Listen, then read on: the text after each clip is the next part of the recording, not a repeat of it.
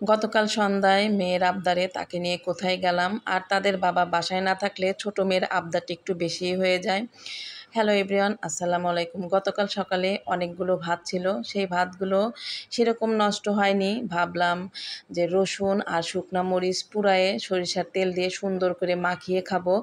জানি না কেউ এভাবে খান কি না, তবে আমরা কিন্তু সিরাজগঞ্জের মানুষ, এইভাবে খুব সুন্দর করে ভাত মাখিয়ে খেতে পারি, আর আমাদের কাছে এটা খেতে খুবই ভালো লাগে।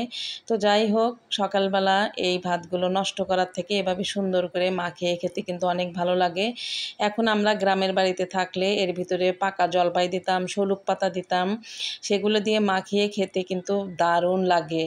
কেউ খেয়ে না থাকলে একবার এভাবে ভাত মাখিয়ে খেয়ে দেখবেন, অনেক মজা লাগে।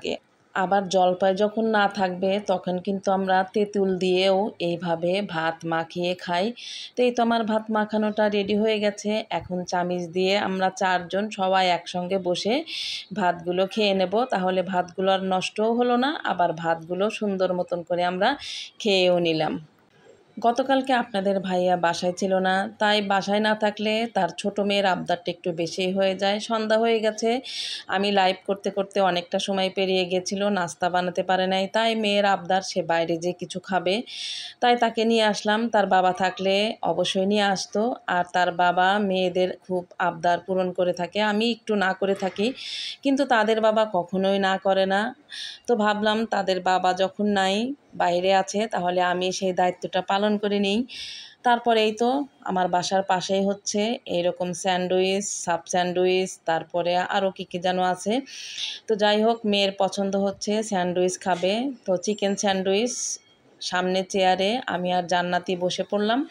তো গরম গরম একদম রেডি করে দিচ্ছে। একটা হচ্ছে বড় মেয়ের জন্য পার্সেল নিয়ে যাব, আর ছোট মেয়ের জন্য একটা রেডি করে এই তো আমার হাতে দিয়ে দিল। তো জান্নাতি খুব খুশি। যদিও এই খাবারগুলো আমরা সবসময় অ্যাভয়েড করতে চাই, কিন্তু অ্যাভয়েড আর করা হয় না। 7 দিন যদি না খাই, তো 8 দিনের দিনই মেয়ে বলবে যে আম্মু এগুলো খাইতে ইচ্ছা করছে।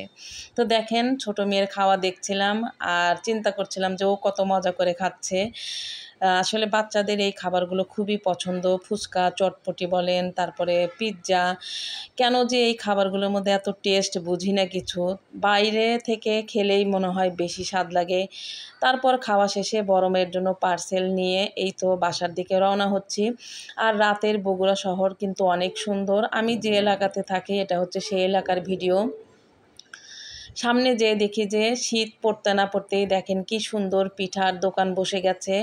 কেবল তো মাত্র শীত শুরু, রাস্তার 2 ধারে যে কত পিঠার দোকান বসবে, বাসায় পিঠা আর বানাতেই হবে না।